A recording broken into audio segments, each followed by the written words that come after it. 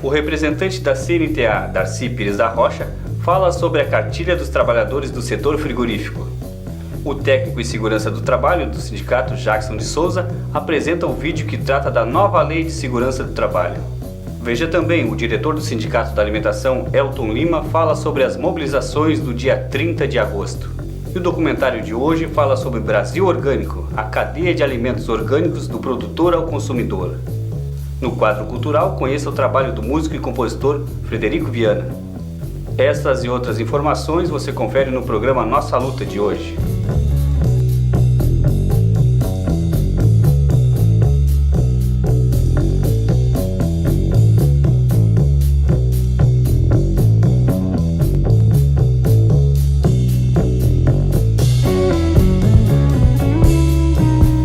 Boa noite, eu sou o Clóvis Rogério e esse é o programa Nossa Luta, apresentado pelo Sindicato da Alimentação de Pelotas. O Sindicato da Alimentação de Pelotas e região, em conjunto com a Confederação Nacional dos Trabalhadores das Indústrias da Alimentação e afins, vai disponibilizar cartilhas para o setor dos frigoríficos. Para falar sobre o assunto, o representante da CNTA, diretor do Sindicato da Alimentação, Darcy Pires da Rocha. Acompanhe. Bom, hoje eu quero usar esse espaço para falar de algo muito interessante e importante para os trabalhadores dos frigoríficos do nosso país, especialmente dos frigoríficos gaúchos. E quando falo de frigorífico, falo dos frigoríficos tanto de carne de ave como de carne bovina e também ovina. Foi assinado pelo ministro do Trabalho uma ANR que foi construída pela sociedade organizada, uma comissão tripartite entre trabalhadores, governo e também os empresários, no sentido de amenizar as doenças ocupacionais e os acidentes de trabalho dentro desses estabelecimentos. E estou falando da NR 36. A NR 36, que é a nossa Confederação dos Trabalhadores da Alimentação do Brasil, a CNTA, produziu essa cartilha que deverá ser entregue a todos os trabalhadores do nosso estado que trabalham em frigorífico. E nessa NR, ela regulamenta o trabalho desses companheiros no sentido de evitar os acidentes e as doenças ocupacionais. As pausas, eu quero falar hoje especialmente sobre as pausas, que são uma medida importantíssima dentro da SNR, no sentido de ajudar todos os trabalhadores de frigorífico. Então, a partir de 6 meses da assinatura dessa NR, entra em vigor as pausas em todos os frigoríficos. Então, os trabalhadores que trabalham nos frigoríficos de aves e bovinos terão essas pausas. E as pausas, ela varia de 20 minutos a 1 hora por dia, que cada trabalhador deverá ter, dependendo da sua atividade. E as atividades que contemplam essas pausas são os ambientes artificialmente refrigerados, os ambientes frios, e também aqueles ambientes onde os trabalhadores têm sobrecarga, principalmente nos membros superiores, e também na questão da ergonomia. Portanto, queremos deixar claro que todos os trabalhadores terão esse direito e é compromisso dos sindicatos da nossa categoria fiscalizar, em conjunto com os próprios trabalhadores, para que essa medida abranja a todos. O Sindicato dos Trabalhadores da Alimentação de Pelotas e parceiro da nossa confederação, da CNTA, esteve empenhado desde o início, quando começamos aqui com umas pesquisas na área dos frigoríficos, no sentido de fazer com que essa ANR fosse estabelecida e virasse lei. Portanto, hoje ela é lei, os frigoríficos têm que começar a cumprir e os trabalhadores, conclamamos os trabalhadores a ajudar a direção do sindicato no sentido de denunciar se caso as pausas ainda não estão sendo observadas no seu estabelecimento de trabalho. Portanto, podemos dizer que o trabalhador que tem uma jornada de até 6 horas e 20 de trabalho, ele tem direito a 20 minutos por dia. O trabalhador com mais de 7 horas e 20 de trabalho diariamente tem direito a 40 minutos. E os trabalhadores que têm uma jornada que excede 8 horas por dia têm direito a 1 hora de pausa. Portanto, nos próximos dias, o sindicato deverá distribuir essa cartilha para todos os trabalhadores e o sindicato fará com que as empresas cumpram essa determinação. Caso contrário, o sindicato vai estar denunciando tanto no Ministério do Trabalho quanto no Ministério Público, porque essa regra tem força de lei e os trabalhadores têm direito a ter essas pausas e as empresas estão obrigadas a cumprir. Nesta cartilha, aqui está contida a nova legislação sobre o direito dos trabalhadores que trabalham em frigoríficos. É importante dizer para os trabalhadores que aqui está contido todas as normas que regulamentam o trabalho em frigorífico e daqui por diante, e essencialmente as pausas.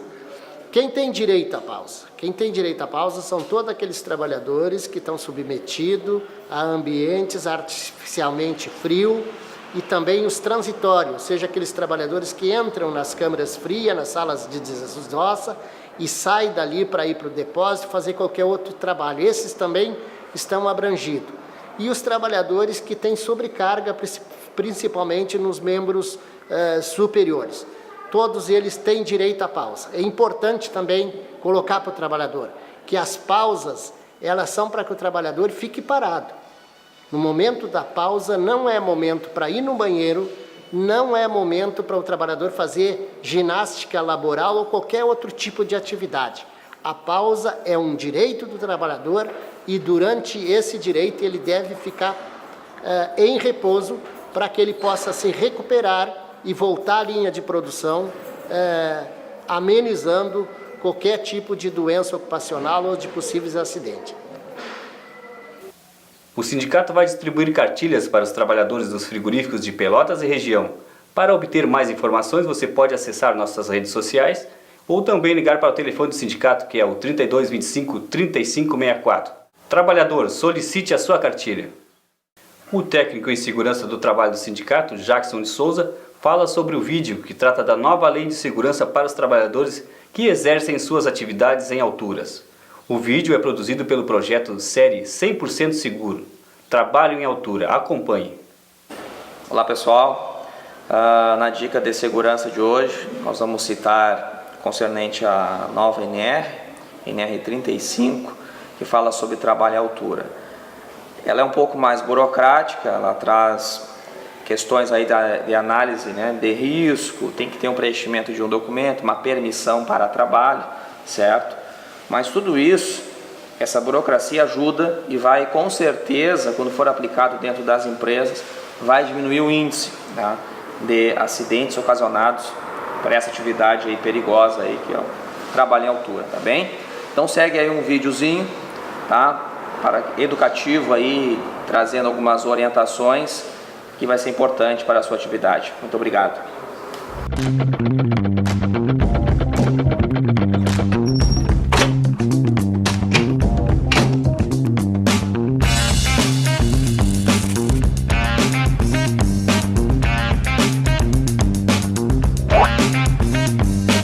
Hoje, o trabalho em altura vai entrar na avenida.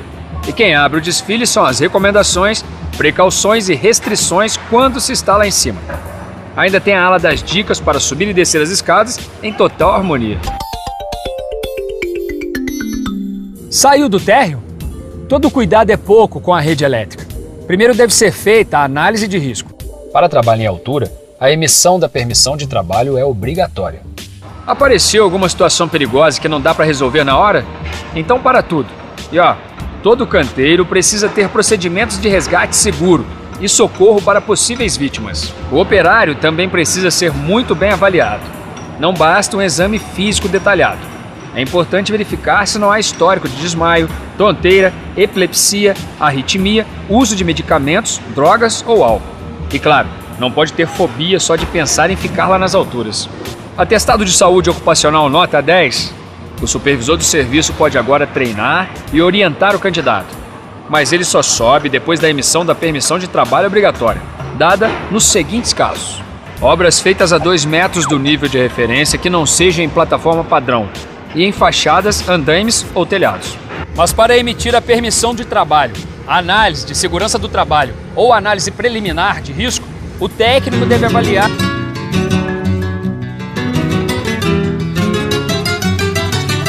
As atividades do Dia Nacional de Paralisação em Pelotas e na região sul começaram já na quinta-feira, dia 29 de agosto. Antes mesmo da meia-noite, os sindicalistas já estavam nas portas das fábricas e garagens de ônibus conversando e convencendo os trabalhadores em geral que o dia 30 é um dia muito importante para os trabalhadores, um dia de reivindicação. A partir da meia-noite, o transporte público não circulou mais na nossa cidade. A partir das 4 da manhã, grupos de sindicalistas se dirigiram para as garagens de ônibus, onde foi montado piquetes. A partir das 7h30, 8 horas da manhã, esses grupos se deslocaram para o centro da cidade, onde foi feitos os piquetes nas portas dos bancos, concentração na Praça Coronel Pedro Osório. Houve um piquete maior no Banco do Brasil, simbolicamente, que é um banco que tem muito a ver com a economia no sentido dos agricultores e pequenos agricultores, onde há muita dificuldade, onde os próprios bancários, trabalhadores bancários também têm algumas reivindicações específicas. Portanto, foi feito um piquete bem grande no Banco do Brasil e depois se dividiu em vários bancos privados também. Concentração na Praça Coronel Pedro Osório, um café da manhã, a partir das 8, 9 horas da manhã, uma marcha pelo centro da cidade, convencendo o comércio a fechar. O comércio, na sua grande maioria, fechou.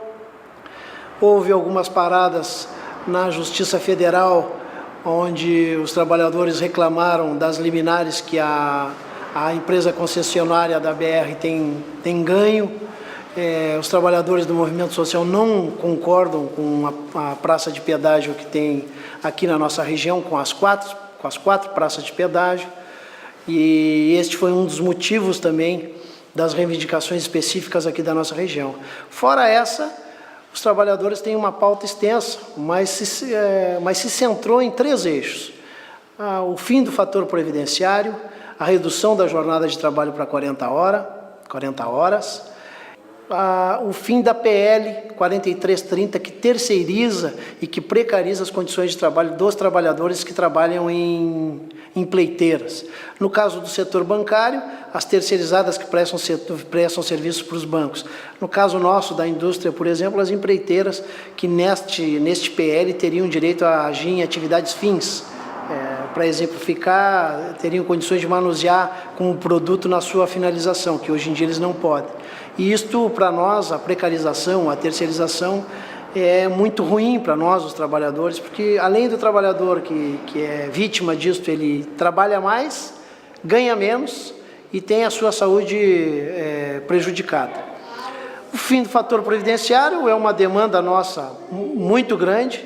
Nós exigimos já há alguns anos que o governo federal retire esse fator previdenciário que prejudica os trabalhadores da iniciativa privada, principalmente quando o trabalhador se aposenta, é feita uma estimativa de vida para ele e é reduzido o seu salário, e a redução da jornada de trabalho.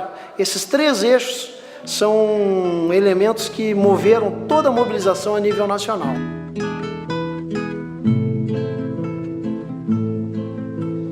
A la huelga, compañero, no vayas a trabajar. Deja quieta la herramienta, que es la hora de luchar. A la huelga 10, a la huelga 100, a la huelga madre yo voy también. A la huelga 100, a la huelga 1000, yo por ellos madre y ellos por mí. Nós tivemos êxito no estado do Rio Grande do Sul e, assim como em todos os estados da União, houve uma movimentação unificada, onde todas as centrais, todos os agrupamentos políticos se juntaram nessas demandas, e eu citei 3, são muito mais. Por exemplo, uma demanda que seria 10% do PIB direto para a educação, a questão dos royalties do petróleo vir para a saúde realmente, enfim, são várias e várias demandas da classe trabalhadora que foi discutido no dia 30, que foi apresentado para o público em geral, no sentido de fazer pressão também no Congresso Nacional para que sejam atendidas, que há um esgotamento, há um cansaço já dos trabalhadores no sentido de reivindicar e não ver as suas reivindicações atendidas, principalmente pelo Congresso Nacional e os governos, o governo federal, o governo estadual e o governo municipal. A questão do piso dos professores é uma lei que existe a nível nacional, mas não é cumprida pelos estados e muito menos pelos municípios. Então, foi todas as reivindicações da classe trabalhadora, elas se uniram no dia 30 de agosto, onde foi feito esse grande protesto, essa grande manifestação, que nós avaliamos que foi uma atividade com muito êxito, que ela atingiu seus objetivos, e reflexo disso já é agora, no dia 13 de setembro, já existe vários ônibus aqui do nosso estado e todo o país está se deslocando para o Congresso Nacional, onde ocorrerá na comissão que está tratando da PL 4330, eles vão discutir sobre a PL e, ao mesmo tempo, os trabalhadores vão estar no Congresso pressionando os deputados para que os deputados não aprovem esta PL, que hoje em dia, ela nem era para estar sendo tratada, pois nós estamos vivendo um período no nosso país onde o emprego está subindo. E esse tipo de PL era tratada no governo Fernando Henrique, quando havia desemprego, quando o sistema neoliberal estava mais aprofundado no nosso país. E os empresários aproveitam um momento talvez de crise do governo, talvez do legislativo, e revivem esse tipo de demanda dos empresários. Essa não é uma demanda dos empregados, não é uma demanda dos trabalhadores. E é nesse sentido que nós estamos fazendo todas as mobilizações e acreditamos que no dia 30 foi positivo e que no dia 13 nós vamos conseguir barrar esta PL dentro do Congresso Nacional. Porque los pobres no tienen a dónde volver la vista, la vuelven hacia los cielos, con la esperanza infinita de encontrar lo que a su hermano en este mundo le quitan. Palomita, qué cosas tiene la vida y zambita.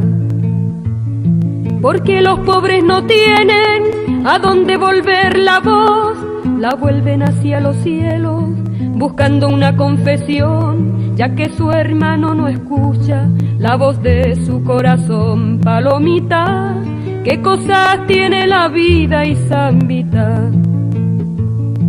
Porque los pobres no tienen en este mundo esperanza, se amparan en la otra vida como una justa balanza. Por eso las procesiones, las velas y las alabanzas. Palomita, qué cosas tiene la vida y zambita.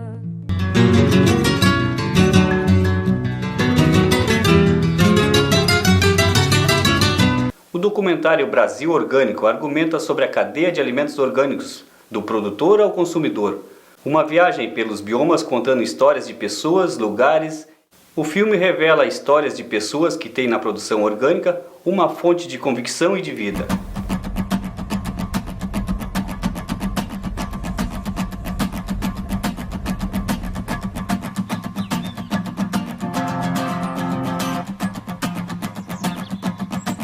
Para mim, comida, eu acho que o mais legal é tu tirar da terra e preparar comida. É isso que eu gosto.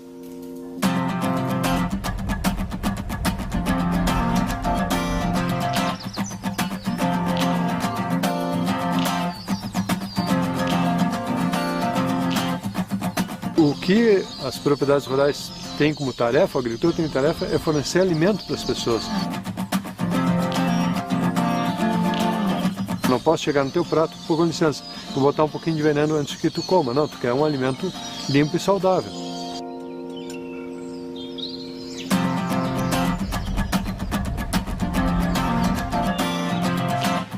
O agrotóxico é um problema sério na agricultura e para as pessoas no geral, para o meio ambiente também, né? Tudo é alimento. Então a gente usa o piqui, panã, a rufão, a cagaita, a gabiroba, a mangaba.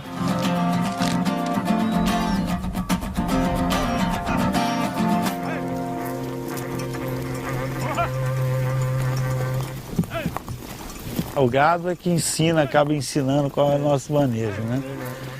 A gente costuma dizer que tem que aprender a língua do boi, né?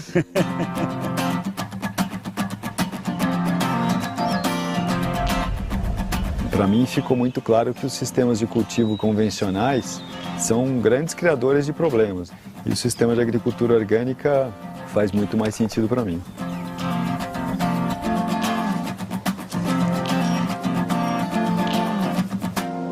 A palavra orgânico é bem interessante, ela vem do grego, relativo a orgânicos, né? Tem a ver com organismo e organização. Se tu tem a agricultura organizada, orgânica, a sociedade toda fica organizada. No momento que tu desorganiza a agricultura, desorganiza a sociedade como um todo.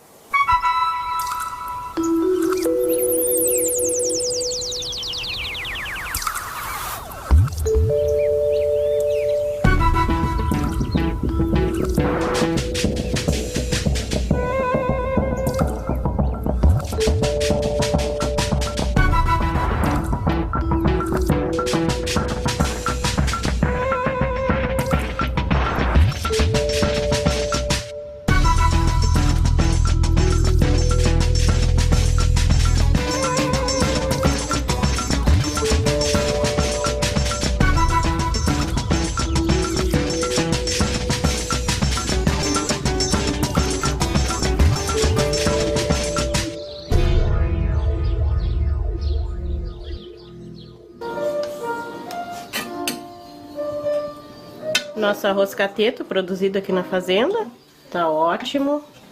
Aipim, né?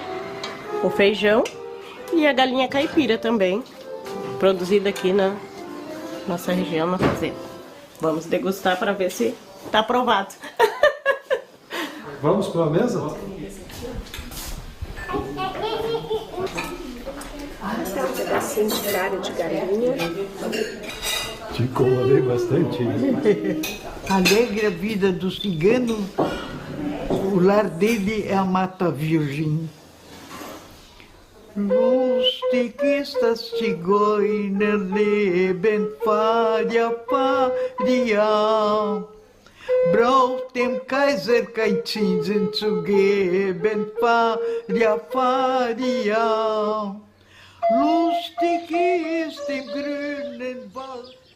Então, quando nós começamos aqui em 1983, a propriedade estava dilacerada, além de contaminada com produtos químicos, era um deserto químico, a gente podia dizer que não crescia mais. A produção em um mercado orgânico cresce mais de 20% ao ano, mas a realidade no Brasil deixa muito a desejar. Apenas 0,8% da agricultura nacional é orgânica, livre de agrotóxicos, adubo de síntese químicas e transgênicos. A agricultura orgânica tem como princípios de manutenção da biodiversidade a sustentabilidade da vida no campo e a preservação do meio ambiente e da valorização do trabalho.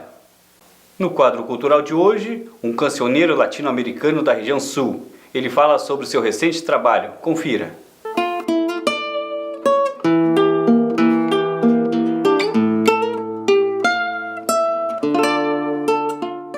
O quadro cultural de hoje recebe o músico e compositor Frederico Viana, que recentemente lançou o disco A Guitarra que Herdei.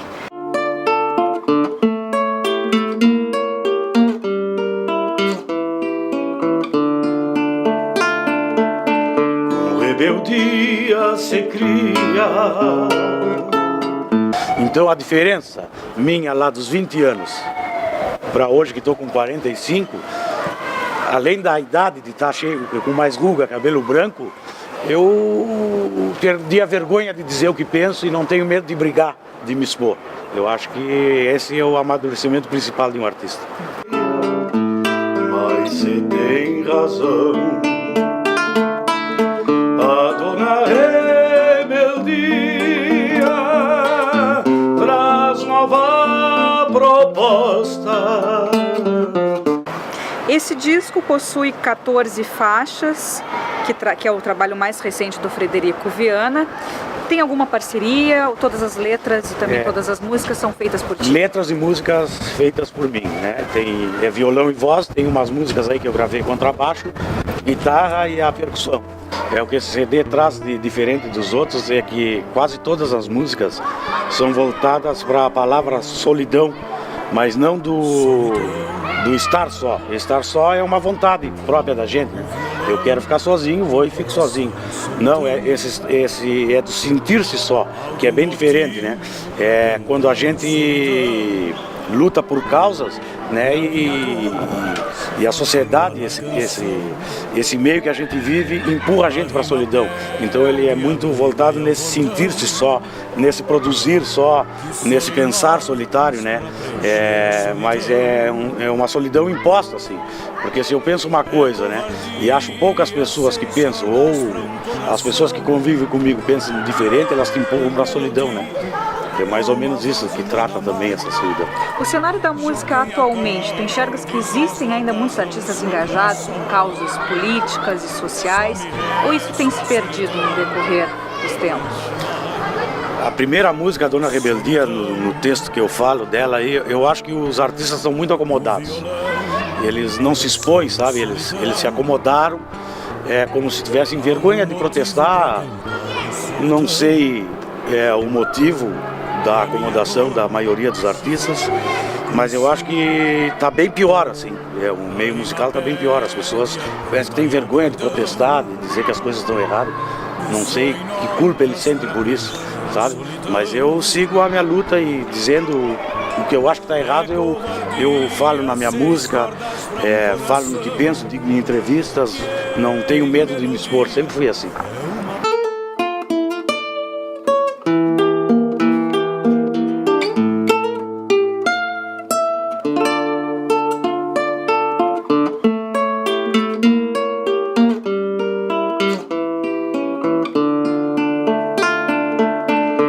Rebeldia se cria o que há de bom, a gente esbofeteia, pateia, mas se tem razão.